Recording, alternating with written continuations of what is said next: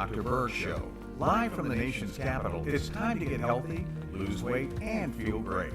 Call now to speak with Dr. Berg at 866-561-4292.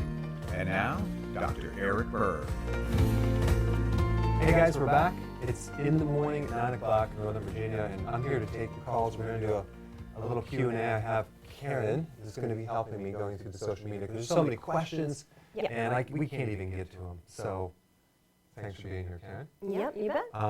So I want to go right to the first caller. And by the way, if you want to know the number and you can't see it, it is 866-561-4292. If you have a burning question, if you have a regular question, if it's not burning, give us a call.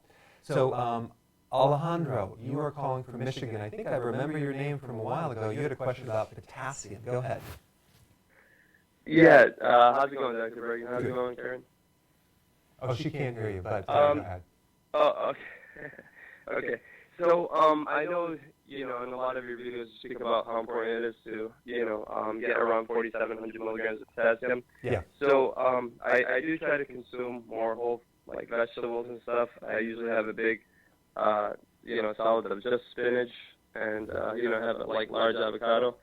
But, I was looking at this salt substitute called New Salt that has potassium chloride, and in each 1/6 of a teaspoon is 0.5 grams. So I was wondering if I could consume half a teaspoon a day. Yeah. That's 1.5 grams. Is that okay to Totally do? fine. Or maybe even consume a whole teaspoon? Totally fine. You can do that. Potassium supplement. You can do potassium citrate or potassium chloride. Not a problem at all. Yeah. Okay. And one last thing, as far as having spinach every day, 5 to 6, 7 ounces, is that healthy? Yeah, the only thing is for certain people, you're going to increase your oxalates. So as long as you're doing enough lemon juice to counter the oxalates, because what happens when you actually have oxalates, and then you could develop oxalate stones, possibly, if you're prone to it, on a certain amount of people. So if you're doing citrus, like in orange, like lemon juice, not orange juice, and you consume that on a regular basis, you should be fine. So yeah, and then you can do the spinach. Spinach is really healthy for you. So yeah. Okay, thank you for your time, Dr. Berg. You're welcome. Good question. Hey, Brooke, you're on the air. You're from Tennessee. You had a question about stevia, right? Yes, I also had a question about nutrition response testing and fever.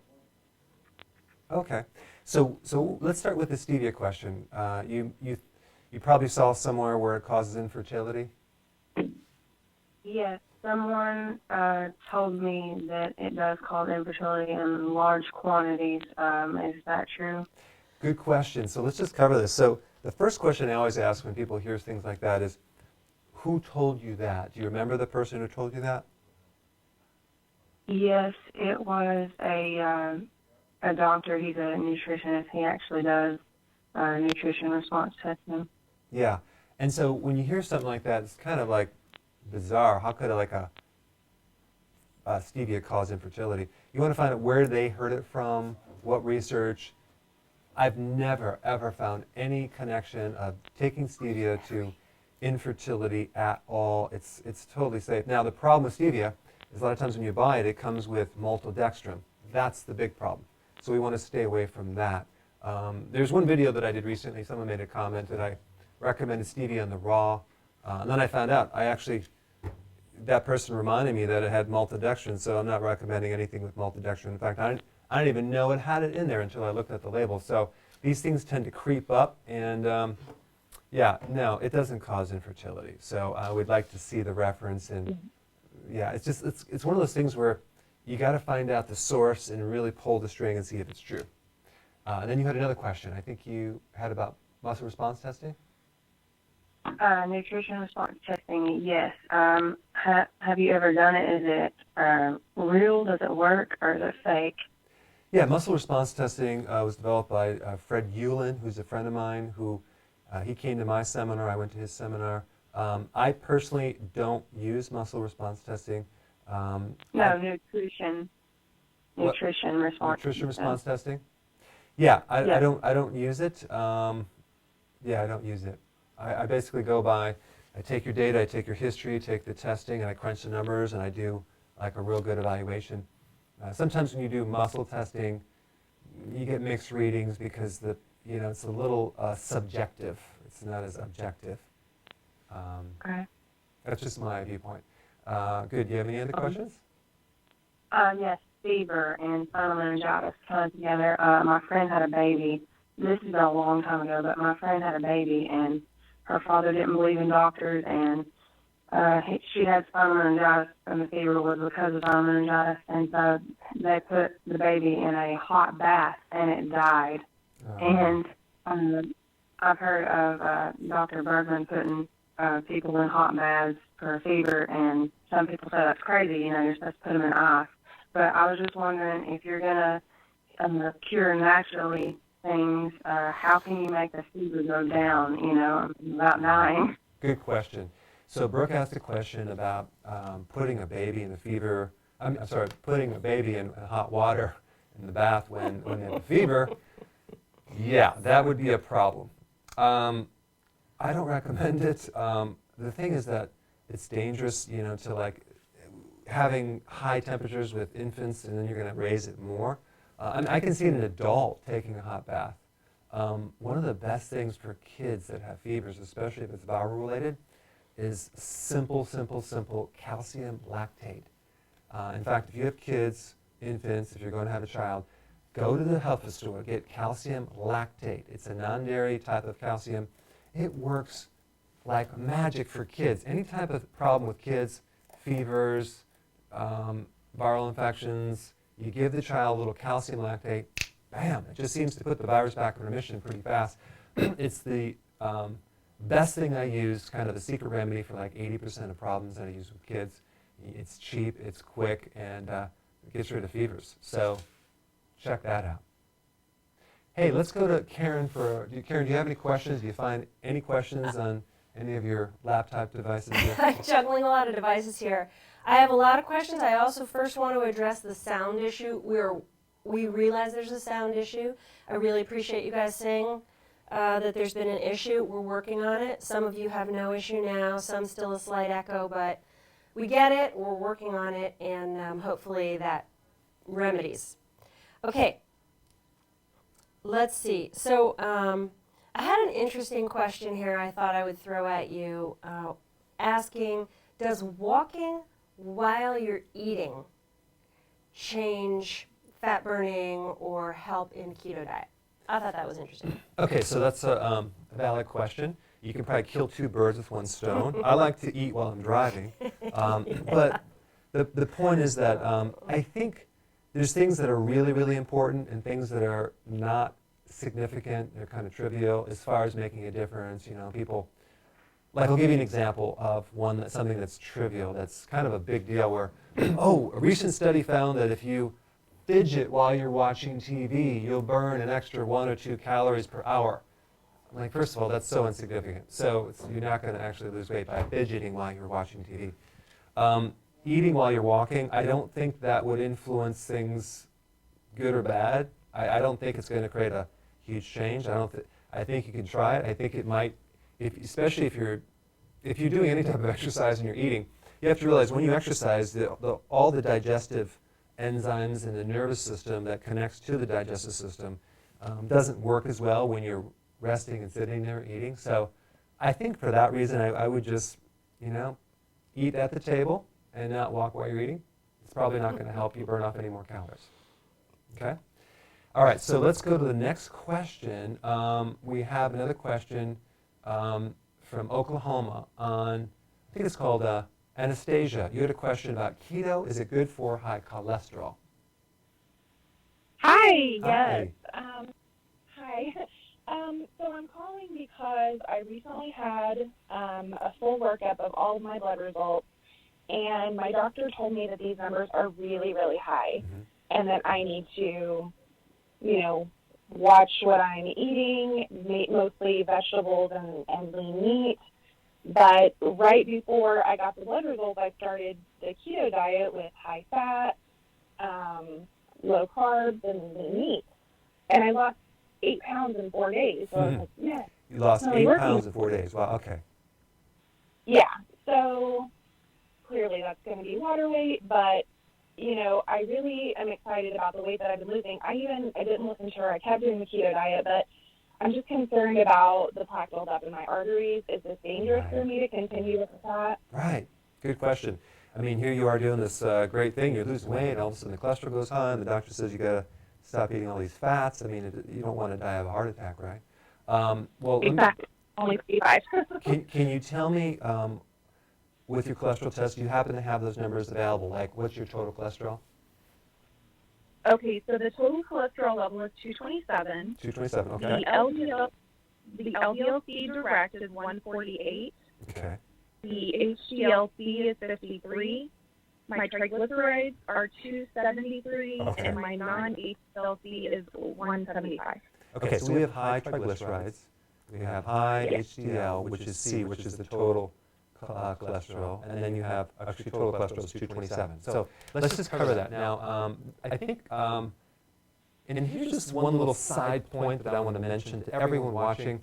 I have a lot of information on keto, intermittent fasting, health topics on YouTube. So if you're new to the channel and you're trying to find something, and then here I am talking about something late in the chain of events, you might not get the whole thing. So here's the thing.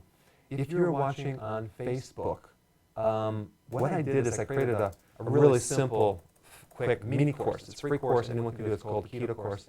And what I want you to do is just down below in Messenger, type Keto Course. We'll send you the course. So you can just do the basics, like 4 videos, and learn the basics from A to Z of how to do keto. Because sometimes you'll be catching a video that you don't have the basics yet, so you're kind of like, you're going to have some questions. Now, if you're on YouTube, I have a link down below on the Keto Course that you can click that and sign up and just take it. It's real quick. That'll at least give you the basics, and this is really good for if you're new to keto, so you get the whole picture. And I'm combining keto with intermittent fasting. If you're watching on Periscope, you could click the link above and take the Keto Course too, and it should bring you right into it. So I just wanted to mention that. Coming back to your question, here's the deal. You are going to lose fat. The fat cell is composed, by the way, of fat in the combination of cholesterol and triglycerides. So guess what? When all that fat is released from your body, from your fat cells, it's going to have to be mobilized and gotten rid of through the liver and through the gallbladder and through the intestines. So your cholesterol will go up. Your triglycerides will go up temporarily, and then they'll come down because that fat has to come out. This is why I always recommend keep your vegetables high when you're doing it so you can flush and counter all the cholesterol stuff coming out. It's not an unhealthy situation. It's not going to clog up the arteries because the whole thing that you have to realize, and you should probably watch the video I have on YouTube related to LDL. It's not a pathogenic thing. It's not a dangerous thing at all. It's just coming out of your body. The dangerous thing is when you do carbohydrates and refined sugars that end up creating inflammation in the arteries, and the cholesterol comes in and tries to heal it that way as a Band-Aid, and you end up with a problem. But if you're doing keto and you're cutting out the carbs, we have to get that fat out of there. Let's just take another point. About 30 years ago, the normal cholesterol was 225. That was normal cholesterol. They arbitrarily lowered it to 200. So the fact that your cholesterol, total cholesterol is 227, is basically normal. Triglycerides are high. You're going to find the longer you do this, the triglycerides are going to come down. I think one of the best factors to focus on over time is triglycerides, because if you cut out the sugars, that's going to come down. If you increase the sugars, it's going to go up. But the fact that you just started keto, you have nothing to worry about. Okay? So, but just study some of my videos on LDL, and I think you'll get the whole picture. But I know it's kind of scary. I'm going to answer one more question. Arlene, you had a question from Delaware. You're hogging, by the way. I know. I'm trying to represent the people on YouTube and Facebook here. So those of you on Facebook, just hold on. We'll get to you in one momento. I got to take these callers over here. Hey, Arlene, you had a question. You're from Delaware. You had a question about prescriptions versus digestive formula. Go ahead. Yes. Can you hear me? Yeah. How are you doing today? Good. How are you? I'm good. I have a question on Yeah, your digestive medicine, because I have a question on your. I'm at the doctor's office, so I'm gonna be quick. Okay. I have a question on your digestive medicine because my husband has COPD, and you told me what to do, oregano oil, but he's still coughing a lot. So I was wondering if he's dealing with a digestive problem. Should he start taking your digestive medicine because he takes Nexium, and I heard a lot of bad things about Nexium. So I was wondering if your digestive stuff would replace that to see if that's why he's still coughing. Excellent And question. also I'm taking your gallbladder formula. Sometimes I get indigestion too. Should I take that? And also you were telling me about Candida, and I was wondering, is one of the symptoms of Candida fever?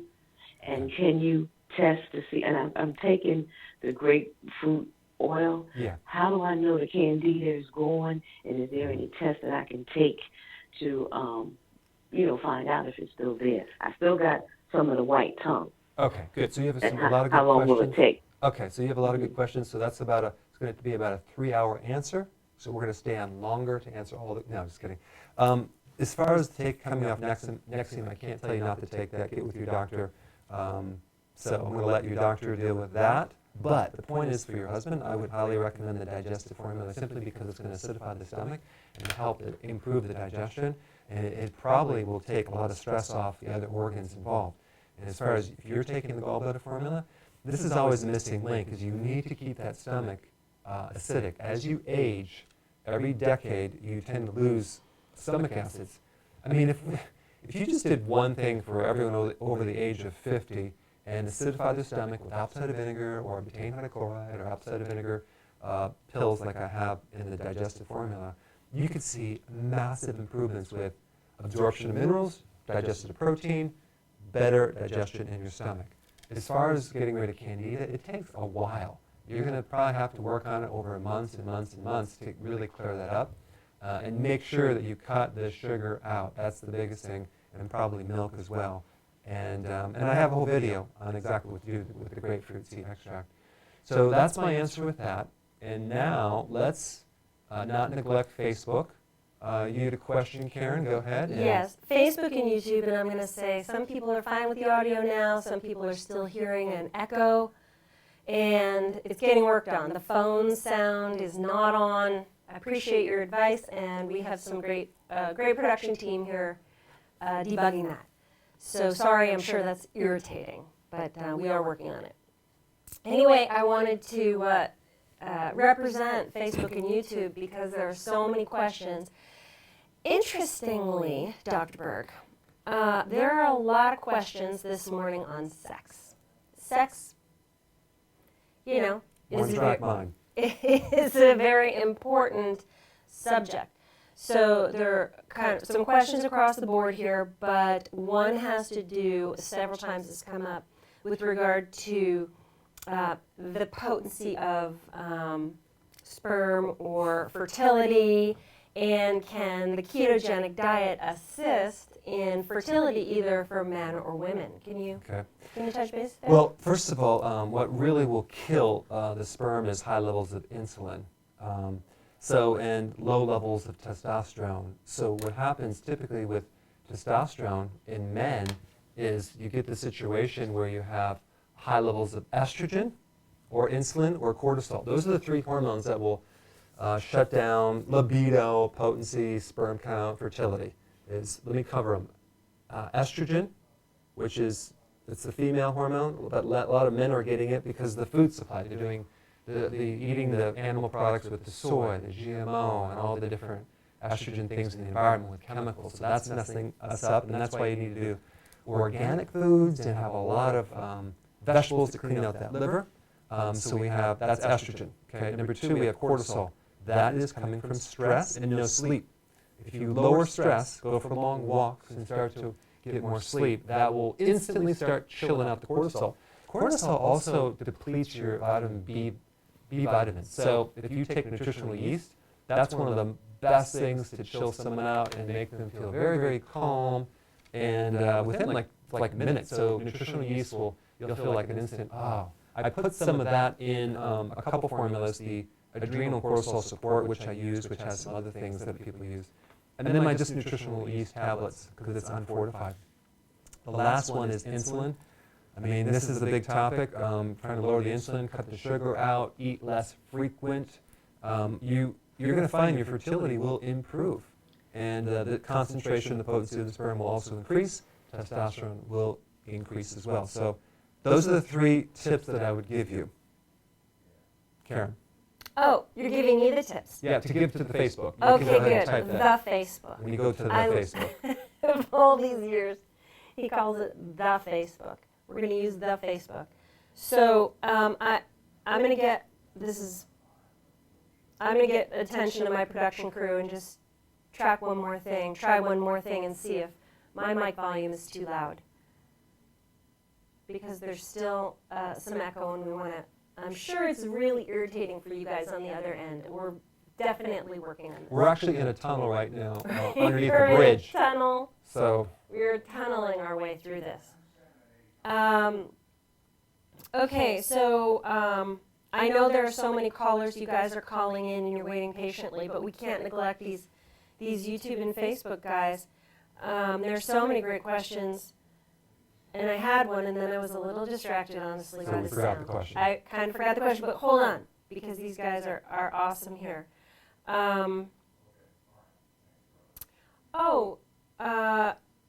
We had some questions about ingredients, and I'm going to throw some of these out so several people get attention.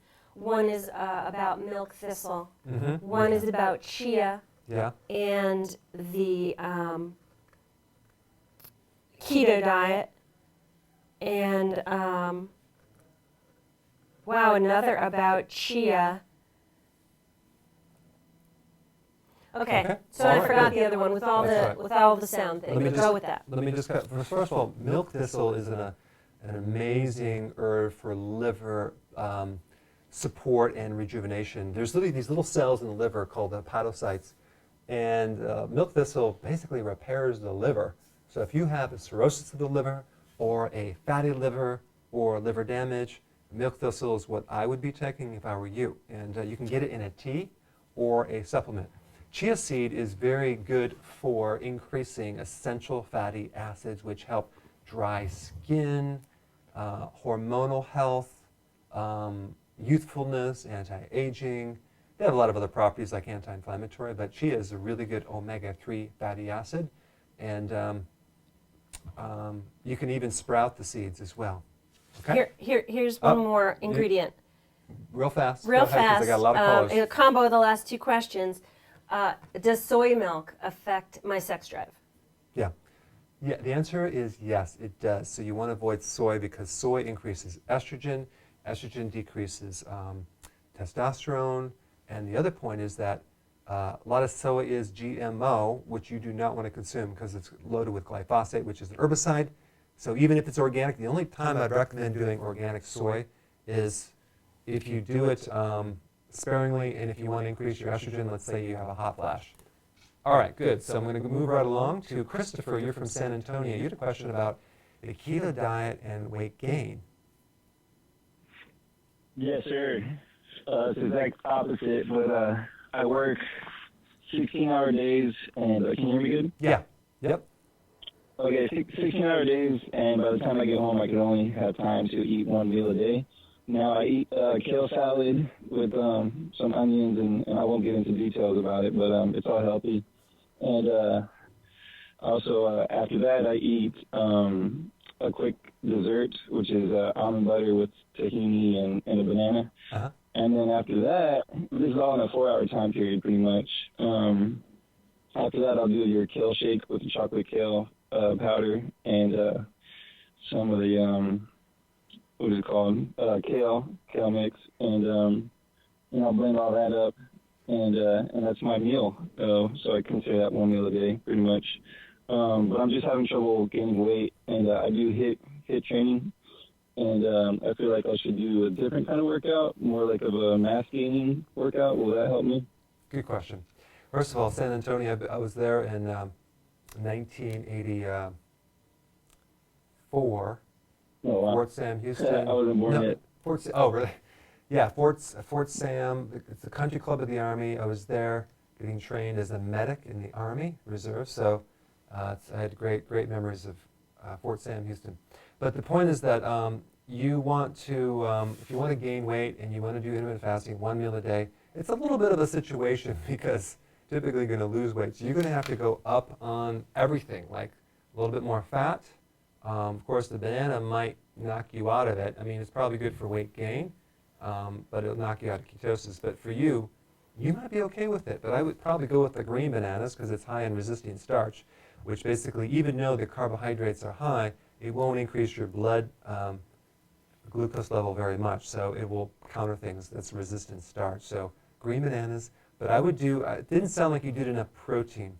Add a little bit more protein, add a little more fat, spread it out within 4 hours. And then as far as your workouts go, if you want to gain weight, you want to do higher weights, low reps. But of course, you have to work up to that. You don't want to hurt yourself. So slowly do with all your, body weights, full resistant type workouts, and then gradually go into heavier weights, low reps. Okay, and that's what you need to do if you wanted to gain weight. Good, I'm jumping in here. Sorry, I'm jumping in here because there's a few things. One, I want to say the Kebi's frozen dessert is available on drberg.com. Just go to the shop. A lot of people asking how to get that. It is available already. So there you go. The other thing, a lot of people asking, this is a common question, what happens if I fit into 2 different body types? Okay. What do I do? All right, so good questions. Good, now let's take a caller from, well, first of all, I want to talk about the, first of all, one ingredient, because here's another question people have, is like, they wonder why I have tapioca, isomalto oligosaccharides, right, Karen? Right, isomalto oligosaccharides. Okay. So this is kind of it's a prebiotic fiber, which basically means it's used as a sweetener in the fiber. Bacteria can ferment it, break it down, and they can actually eat it and help you. It does have, on the glycemic index, it's about 33.66, which means it's not very high. It's not 0 like erythritol. But when we experimented with ice cream and took that out, it destroyed the whole texture and the taste. So, and the other thing is that there's certain bars that use isomalto oligosaccharides. Karen? Right. By the way, I make amazing maple syrup with oligosaccharides. You can't even pronounce it, can you? It's isomalto oligosaccharides. But anyway, here's the thing. When you actually use that, it's not 0. But if you use very small amounts, it's going to be okay. For example, if you see some of these bars out there, they're using like 40 grams of this prebiotic. We use like 5 grams per serving. 5 grams, this is a very small amount. So right now I'm in the middle of testing the ice cream on diabetic patients, and so far so good. It's not raising the blood sugar. So anyway, it has a sugar content of like 2. It's very small. So it's tiny. Okay, so that's the Kebi's. And then if you are a mixed body type, and I just want to cover this because this is in the book. This is we did the first version, now we do the second version, which is going to make it a lot simpler, which is this book right here. Many people are a mixed body type. There's no way you're going to have a really damaged, weak adrenal and then happy thyroid gland. The whole endocrine system, if you could think it's on a chain, and it's all connected. When one gland goes down, they all tend to go down. But the point is, where do you start to bring everything up? Well, everyone in this book is going to start with a basic plan. It's the same thing for everyone for 1 or 2 weeks. And then what you'll do is you're going to branch out into different body types based on some weaknesses, whether it's adrenal, thyroid, ovary, or liver. And you'll take a quiz, and you'll find out what you fall into. But let's say it's still confusing, and you have a high score, and you just don't know. All you have to do is start with one thing. Let's start with the adrenal, and then take the recommendation, see how you do. If that doesn't work for you, go to the other body type, see what works. So you can actually try something out and see if it works to determine what your real primary body type is, because you're going to get good results if you're doing the right thing. So, and you're not going to make things worse if you support the thyroid, if you didn't necessarily need to support the thyroid, because they're all natural kind of remedies. So no worries, don't stress out. Just follow what the book says. Bananas. Hey, Glenn, you're from California. You had a question on keto diet frustrations. Go ahead. Hello? Hi. Hello? Hi, it's Gwen. Hi, Gwen. Gwendolyn. Hi, Gwen. Hi. Yeah, hi. I have a really bad sweet tooth, and I was reading the book, and there's like pancakes and brownies and stuff like that. Can I have that, or do I have to wait? Okay, good. Okay, so I just started. Today's the second day. second day. Okay, so this is a perfect reason why I put all the recipes for pancakes and the treats and the little cookies in this book for someone like you, that when you're starting out and you have a sweet tooth, you need an alternative. It's like no sugar in these recipes, so make them, keep them in the refrigerator, and put them into your diet at the end of the meal as a treat, and you'll feel very satisfied. But what's going to happen over the next 2 weeks, your cravings are going to go down, your hunger is going to go down, the need for those will go down to the point where you don't need them as often. But yeah, these recipes have no sugar, and the goal is to give you a substitute so we don't necessarily deprive you. We want you to think of long-term solutions. So absolutely, don't worry about it, go ahead and do it, and don't deprive yourself. You can start right from the very beginning. Good question. I'm going to take another question. Oh, no. I'm going to take another question. Gillespie, I think it's from Lancaster, Pennsylvania. Gisela, how about that? That was close. Okay. Hi. Good morning, Dr. Berg. Good morning. It's Giselle. Giselle, got it, sorry. Yes. I butchered that. Okay. That's okay. I'm used to it. I'm kind of all over the place because, I'm going to give you a quick rundown. I'm 54 years old. I was diagnosed with diabetes about 3 years ago. I've kept my A1C under 7.0. It does fluctuate sometimes. But my question is, because it's so hard for me to lose weight, my highest weight was 248, which was about a couple months ago. I brought it down now. Well, yesterday I got on the scale. I was 239. And this just started since I stopped eating meat. I stopped eating meat 2 weeks ago. Okay. I just wanted to see what my body would do. So now I'm interested in keto, but I don't know if I need meat to do keto. Got it. Or can a vegetarian, someone who's practicing a vegetarian diet, can they also do keto? Also, I don't have a gallbladder, and I also wanted to know what you thought about Irish moss. Okay, good. Drinking Irish moss. Yeah. Okay, so let's... also, I have been taking my apple cider, and I do that every morning, but I am going to start doing it before every meal, because I listened to you the other day. You said take some before each meal. Yeah, good. I was just doing it in the morning. Good. Let's cover these real quickly. First of all, the fact that you have a gallbladder out tells me probably there's some digestive weaknesses, and that's probably why you're having a hard time digesting meat, because the stomach doesn't have the pH. And so you probably want to continue doing the apple cider vinegar, even maybe in a tablet form over a period of time, so you can acidify your stomach, so you can start pulling in more protein. Yeah, so if you don't do well in meat, then don't do meat. Do some alternative things. I have a video on how to do keto if you're a vegan. I'm going to have you search that out and find it. It's a common question. I'm going to have to do more videos on that. There are other alternative sources of protein if you're a vegan: spirulina, blue-green algae. There's a whole bunch of them. You can do some nuts and peanut butter, and some people do fine. So I think with you, your challenge is probably weakness within the stomach, that you're not able to digest it. So you remove that, and all of a sudden you feel better. The fact that you're doing this is great, because it'll actually bring your A1C below 7.0, pretty A to B if you continue this. I want you to really work on intermittent fasting. Like, start to do the intermittent fasting portion of this, which is just the frequency of eating, and you're going to see huge changes. Now, you had a question about Irish moss. That is really good to fortify your blood. You can take it as a supplement. You can also put it in tea, it's a blood fortifier, and it's high in certain nutrients that actually build up blood, and you have more energy from it. Okay? Good. Karen, do we have any questions over there? Any questions at all? From yes, anyone? I'm trying to combine some things together, because Okay. there's so many questions between Facebook and YouTube. But first I want to take up this conversation that's going on. I think it's on YouTube about the sore throat. I think it's Jamal. Dr. Berg has a video. Go to his video blog and What is it on sore throat or singing, repairing a voice? Actually, I think I actually do it on you, but it's singer's hoarseness. Yeah, it's about hoarseness. Singers, just type in singer's hoarseness, Dr. Berg, and you'll find the one on the. That's one of the videos. Right. So there you go. That's the sore throat conversation. You'll be able to start singing too if you do that. And you'll immediately become a singer. It's a double whammy.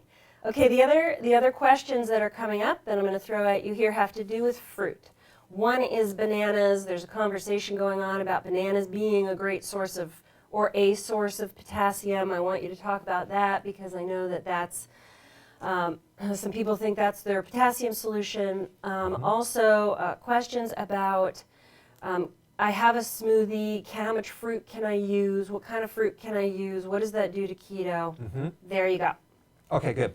And by the way, I have a favor to ask of all of you. Click the share button on Facebook and also share on YouTube because we want to get the word out. We want people to start using this data, and it's because of you. You helped us get the word out, and there's so many people getting great results, so definitely share this information. I really appreciate it. Sore throats, go to the video. Okay, it's simple. It's a no-brainer. It can really help you. The technique, I mean, it's borders on magic. Just try it. Don't even believe me. Just do it. As far as bananas go, it's real simple. It's like, what is the amount of potassium in a banana? An entire banana, a medium size, is 300 milligrams. But your requirement is 4,700 milligrams. So how many times, Karen, does 300 go into 4,700? Because you're good at math. 12. Okay, 10. that's close enough. I don't know. It's between 11 and 15. But the point is that you need a lot of bananas to fulfill your daily amount of potassium. Bananas are not the best source of potassium. Avocados, beet leaves, general vegetables are way higher. The problem with banana is the amount of sugar that's going to bump you out of ketosis and fat burning. What's worse than a banana is an apple. This idea of an apple a day keeps the doctor away. No, it doesn't. It actually has 19 grams of sugar. 19 grams.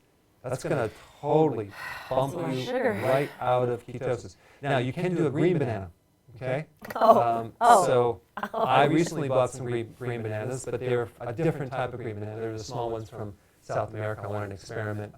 Karen didn't like them. They didn't even taste like a banana. So you just want to get the regular green bananas. Paneling. Eat your paneling. What's wrong with paneling? It will taste the same as that banana. Salt on it. But if you take do a plantain where you're actually cooking the green banana, which is delicious, you increase the glycemic index. So you want to do it raw. Okay, you want to eat your green bananas raw. If you wanted to add something. Okay. Now we don't want to do fruit. The only fruit that you can have, which is berries, and you can do a cup a day with your kale shake. But don't do a lot of fruit. Hey, Gloria, you're from Florida. Let me interrupt one second. I have to. I'm sorry, Gloria. I apologize, but I have to say there's like 9 billion people on Facebook typing nothing but keto course. Keto course, please. Yeah. You have to address that. Yeah. I counted 9 billion. Yeah. Well, you want to type keto course underneath on Messenger, and we're going to send you the keto course. That's what that's about. Messenger. Yeah. So if you're on Facebook, type keto course and you will automatically get the keto course. If you're on YouTube, you click the link below and we'll send you the keto course. Okay? Okay. Now let's bring back to Gloria. You had a question from Florida on the ketogenic diet and plateauing. Yes, that was my question. Okay. I'm 63 years old and I'm the adrenal thyroid type. I'm on an 18-hour fast, 6-hour eating window. Okay. So I'm eating basically one meal and one snack a day, and I'm at like 1,300 calories. Got it. Is that enough calories?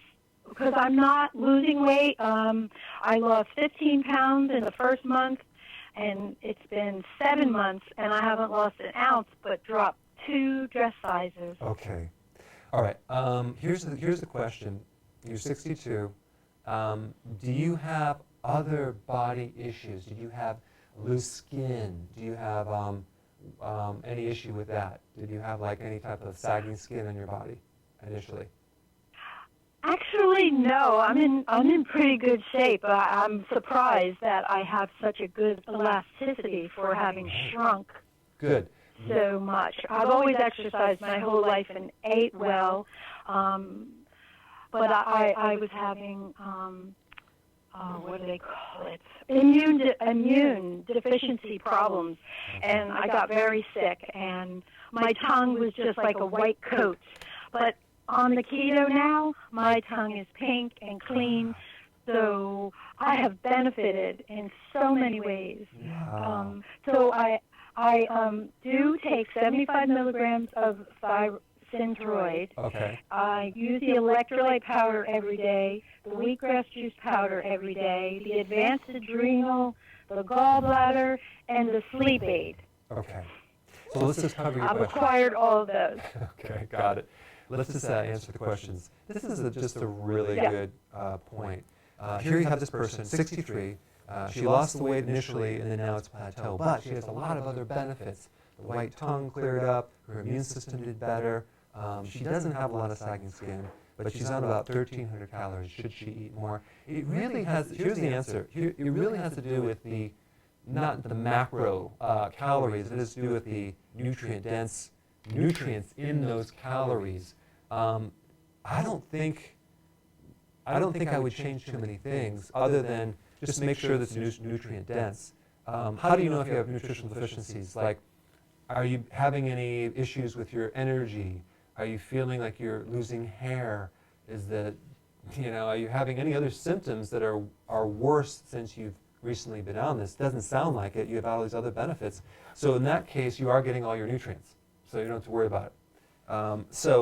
But you plateaued, and probably what happened is you improved your muscle density, and it's a little heavier than fat. So you lost 2 sizes, which is incredible.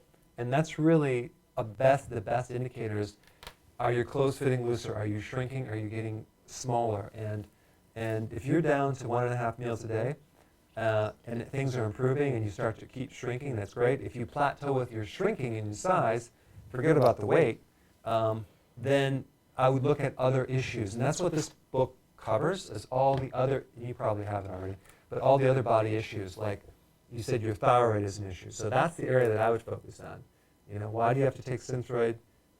Let's go a little deeper. Is it your gallbladder? Is your liver? Can we improve liver function? What about the ovary? Do we have to decrease estrogen? Probably not. So probably I would look at the liver and maybe support that to take it one step further. Add more exercise, try to get more sleep. I don't think the problem is not enough calories. I think you're doing great. I think I would ride the wave and tweak your weakest link, which is your thyroid. All right? Good question. Okay. So Karen, do you have any questions for me? I do. I'm going to let you guys know the sound. Some people are fine with the sound. We'd have to kill the show to debug it. So we're riding it out, and I'm sorry about that.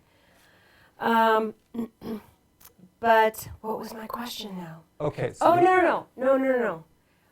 Several questions here on loose skin. You keep talking to the callers about if someone has loose skin, this and that, but can you specifically address, will keto improve loose skin? Okay.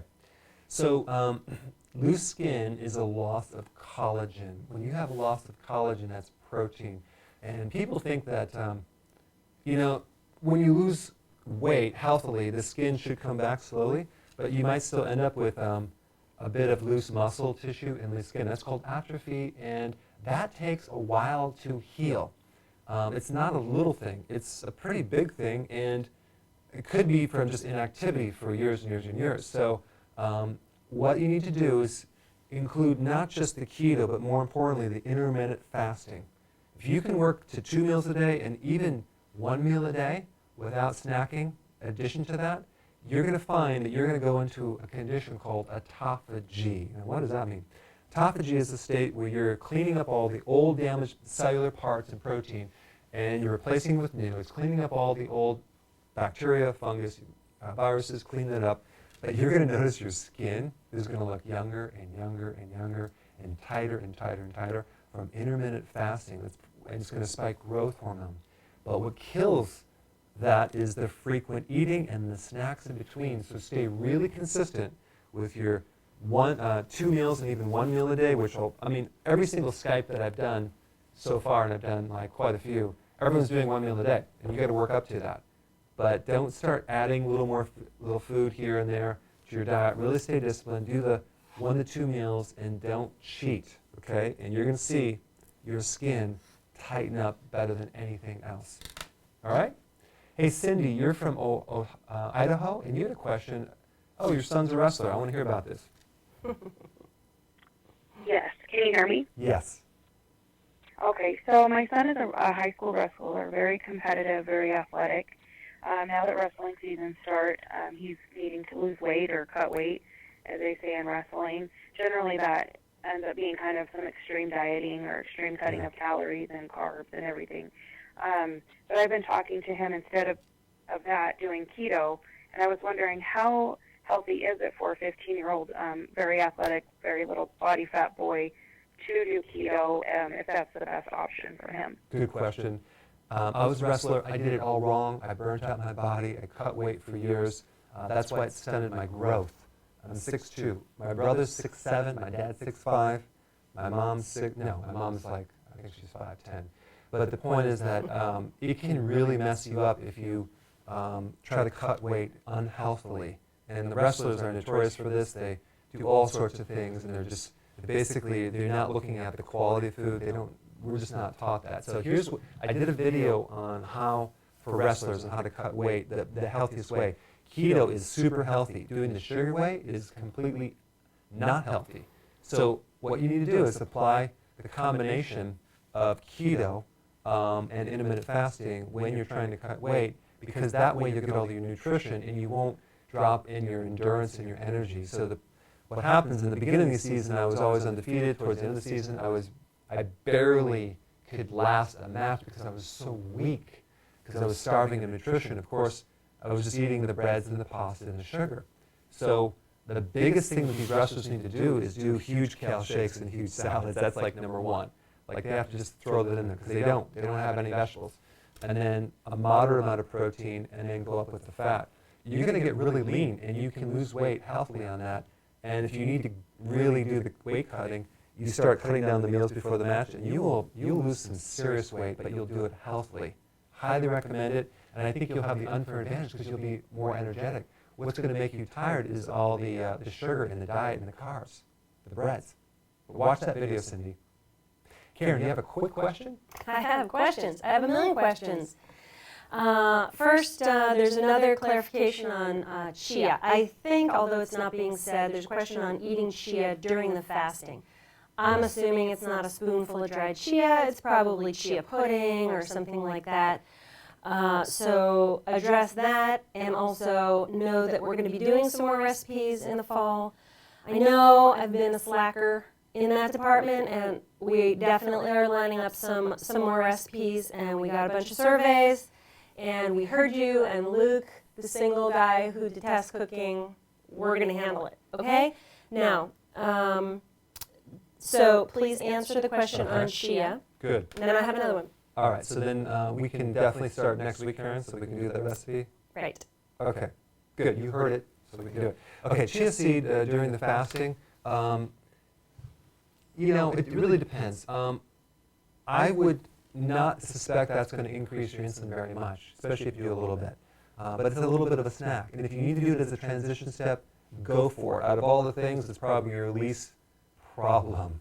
But the point is that during the fasting period, what you want to do instead is at that meal before is add more fat to the meal so you can go longer and longer. That's really the goal. So you have nothing between the meal at all. Now, you can do, if you're doing your 1 cup of coffee in the morning, or if you do tea, decaf tea, naturally uncaffeinated tea, or you do a little bone broth, that's fine, or you do wheatgrass juice powder with water. On occasion, I do a kale shake. I'm just doing a lot of vegetables, but that's kind of considered a meal, but it's not going to spike insulin too much. But you can do supplements, that's not going to be a problem. You can drink water, that's not an issue. One tea to drink to really help you is Gemnema tea. That's a really good one between the meals. And if you drink that and try to eat anything sweet, you will not be able to taste the sweet. Everything will taste bitter. So it'll destroy your pleasure for eating sweet for a period of time. So a little trick. I just recently created a video on that. Karen, you had one last question before I go on the next caller. Go ahead. I did. I was just answering someone else's question here. Yeah, I'm sorry. That's fine. Some people are like, hey, Karen, specifically, okay, you ask answer my that, question. and I'll come back to you. Okay, come back to me, though. After the show. Don't leave Okay. me. Hey, Mohammed, you're from South Africa. You had a question about cod liver oil, good for infants? Hi, Dr. Berg. Hi. Yes, thank you. And I've been following your diet. I lost 90 pounds in about 8 months. Thank you for that. Wow, good. And I have a newborn. Yes. I have a newborn, and she is for health purpose. I was thinking if I can give her cod liver oil and colloidal silver and olive oil. Is that okay? And another question is cream of tartar a good source of potassium? Got it. Yeah, cream of tartar is not the best source of potassium. You want to get it from raw vegetables. As far as an infant taking cod liver oil is a pretty concentrated thing. If you're going to do cod liver oil, just do very, very small amounts for the infant. The ideal scene is to give the infant the breast milk and then feed the cod liver oil to your wife. That would be the ideal scene. But as the infant becomes older into a toddler, cod liver oil is awesome for vitamin A and vitamin D and omega-3. I mean, your grandmother probably gave you cod liver oil.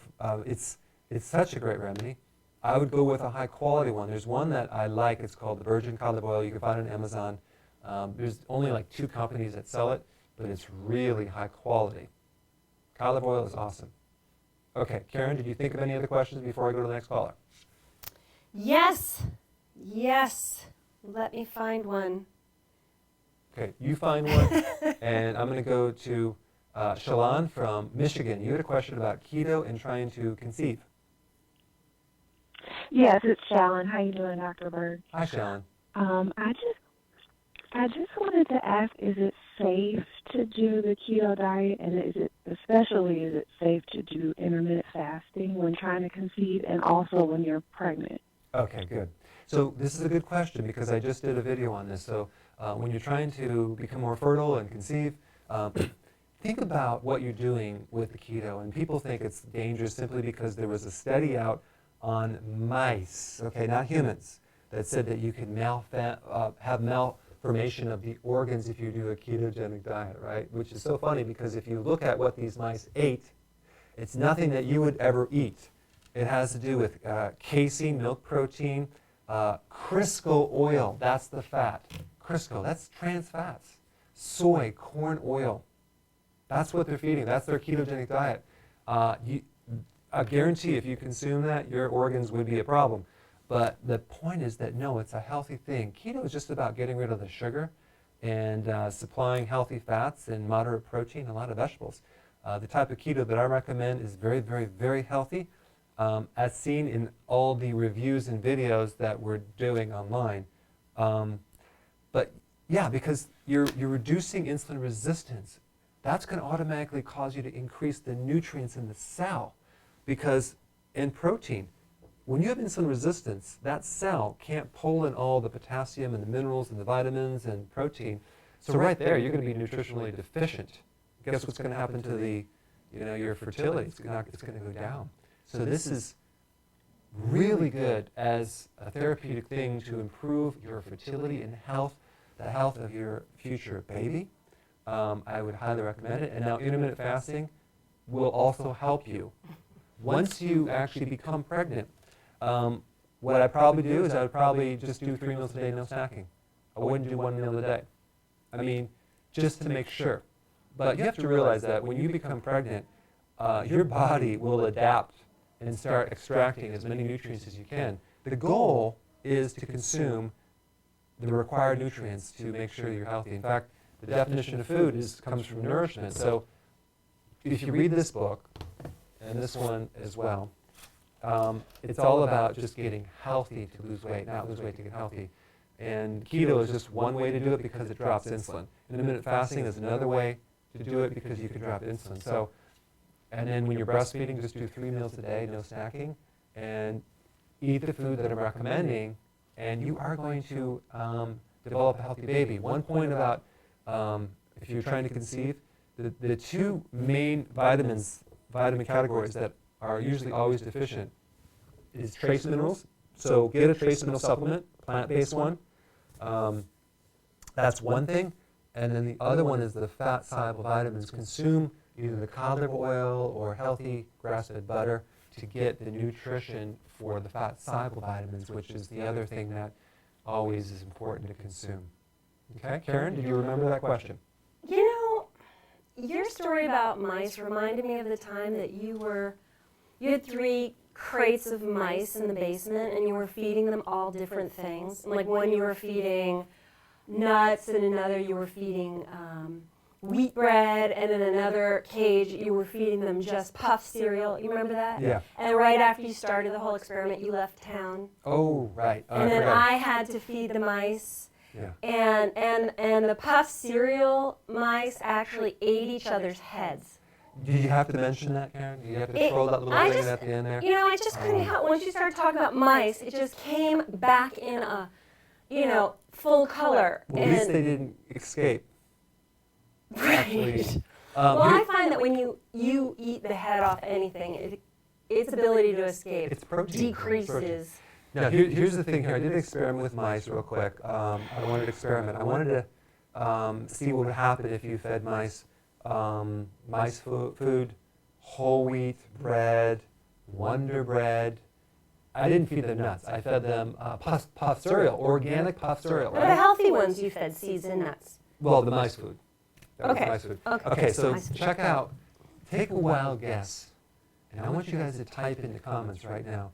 Take a wild guess and tell me when they do that. What food created the most damage? Okay? What category of food created the most destructive thing in those mice? Go ahead and type below. Was it the mice food? Was it the wheat bread, whole wheat bread? Was it the white Wonder Bread? Or was it the puff cereal organic? Okay? Go ahead and type that down and tell me when they start to type. Might be about 10 minutes. So type that in there, and I'm going to answer the question after I talk to Howard real quick, because I want them to type that in there. I want to see what they think. What food created the most destruction on those mice? Okay, and I'll come back with the answer. Hey, Howard, you're from Florida Keys. You had a question about, you hit keto diet plateau. Go ahead, you're on the air. Yeah, it's actually, I have 2 questions basically. I've been doing keto for almost 3 weeks. According to the test scripts, I am showing, color. I've lost 15 pounds, which is great. But it seems like in the last 5 days or so, I haven't lost any weight. Okay. It actually goes up and down a pound per day. Okay. So are you noticing that your stomach is shrinking at all? Yes. Okay, good. Here's what's happening, Howard. You are burning fat, but you're also gaining muscle mass. When you actually start doing keto and intermittent fasting, your muscles start to they're preserved. Like you start developing more muscle as you lose fat, and you're going to have a net 0 weight loss. This happens with almost everyone. That's why the best indicator is to measure your waist. If the waist is shrinking, which it should be, and your clothes are fitting looser, then you are burning fat, you are in ketosis, it is working. If you're getting energy, if your stress level's going down, if you're sleeping better, that means it's working. So I think you're right on track, and that's why I wanted to bring this up, because I don't want you to think you're plateauing and stop, because it's working. Ride the wave and start to actually add more intermittent fasting and doing less frequent meals, and I think you're going to notice the weight loss will start kicking in once you start preserving the muscles, because a lot of people have this exact same thing. But thanks for your question. Okay, so now I'm going to answer a question, Karen. What are some of the answers? Okay, and hello. Back to whales. That's cool. Most people are saying bread, white or wheat bread. Yeah. A few people that were really paying attention, got the message on the puffed wheat. But do you remember what happened to the guys that were eating the wheat? Yeah, of course. Yeah. You want to talk about it? Yeah, or can I, since I was there Yeah, actually? I want to talk about it because I wanted to tell everyone what happened. I assumed it was going to be the white bread, the refined white bread, because that's like the killer that everyone talks about. No, that wasn't it. The first group of mice that started basically eating their head, I mean, it was just, I don't even want to mention the details, but it was terrible, was the puff cereal. The puff cereal. Apparently there's a book by Paul Stitt called Beating the Food Giants, and this guy was a chemist for the food manufacturing companies, and he found there was a chemical release called alloxin, and which apparently created damage in mice. But of course the studies weren't done in humans, so they said, well, it was fine, but in mice it created a lot of problems with the puff cereal, even though it was organic. Okay, that's number one. The second group that had problems was the whole wheat bread, and that was because of the amount of chemicals they use, because whole wheat bread goes bad faster. So they have to use retardants for mold and fungus and chemicals to start slow down the microbial growth. Did you call me retarded? Indirectly, yeah. So I added all these chemicals, they had the chemicals in there, so that was the problem. And then the white bread, and then, I mean, it was incredible. So it just goes to show you that, you know, if you're doing whole wheat bread and you think it's like the healthiest thing to do, it's really not. And of course, sprouted, if you're not trying to lose weight, you know, sprouted bread is best. Ezekiel bread is good. But just make sure that it's organic and read the labels. Make sure there's not all these chemicals in there. And do you remember, though, the bread guys got really fat and really slow? They were like,